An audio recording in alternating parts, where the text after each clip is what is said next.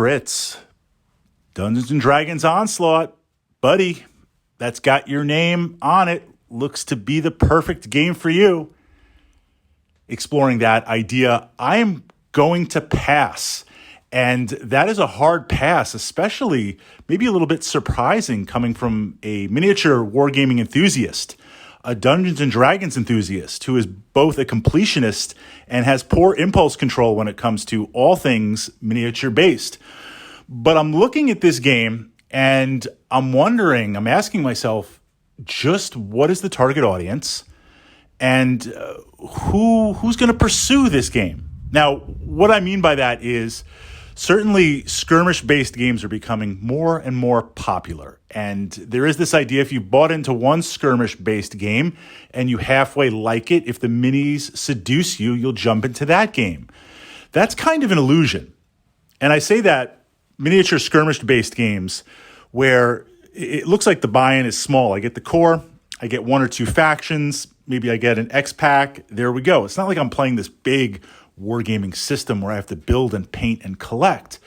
Well, over time, with new additions, we call that exclusives, we call that various seasons, it quickly adds up. And I'm not opposed to that. Being a miniature wargaming enthusiast, one can never have enough miniatures, and a system that's supported should have regular content.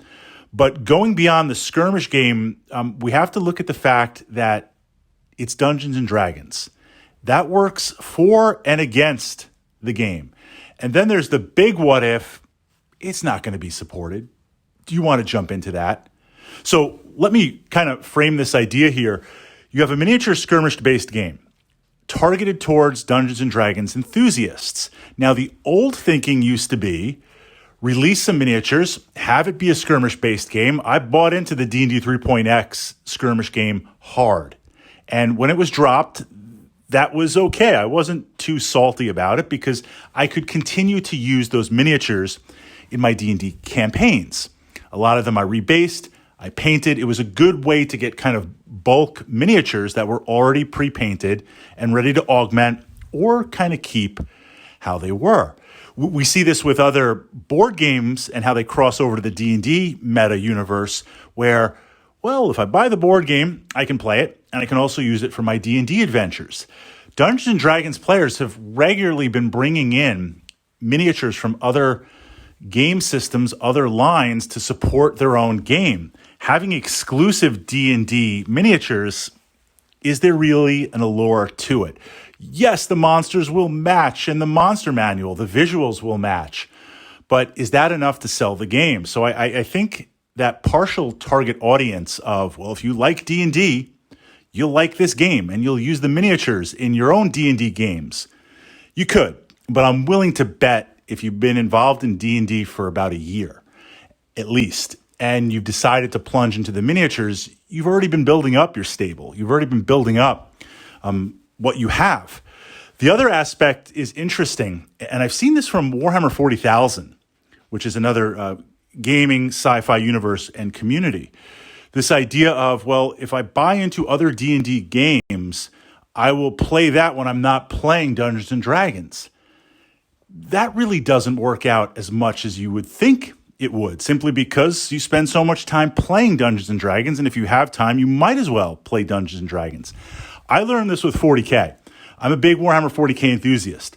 Love the tabletop, play the game. I bought into Games Workshop's side systems like Space Hulk, Relic, other games with the idea, all perfectly fine titles, by the way, but the idea of getting together with friends and playing these games because we love 40K so much.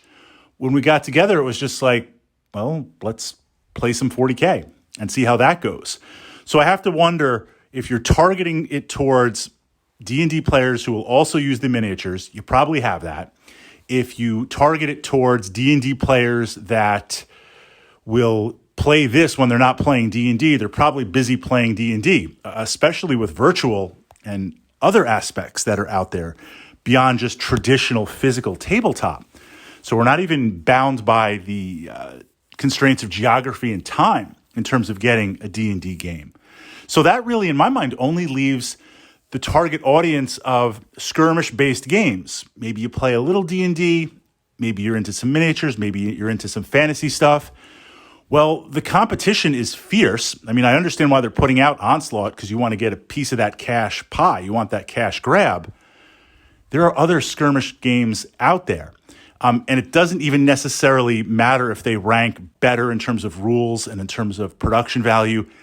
The competition is really high, and there are some amazing skirmish games out there. But even if we get past all that, the biggest thing for me personally is this game is not going to be widely supported. It's going to get dropped. It's going to get dropped fast. You're going to have the core. You're going to have the initial seasons. You'll have a half-baked attempt at like season 2, and then it's just going to be dropped, and that's it. Attack Wing, that skirmish game, what was it, Legends from a while back. The skirmish game even before that, D&D 3.5. We've been here. We've done that. All you're doing is releasing these miniatures as exclusive, hoping for the buy-in, and then they're just going to become part of your regular line later on down the road, a year or two. So you're going to get the dual production costs. I'm just not really seeing it. And I have to wonder, and again, I need the thinnest excuse to purchase new miniatures. I need the slightest excuse to jump into more D&D. But this one just has me like failing on all levels. And I hope I'm wrong, being a D&D enthusiast. But given the brand, given the partnership, given the past history and track record, given the saturation of the market, it'll be interesting to see how this tracks and how it plays out.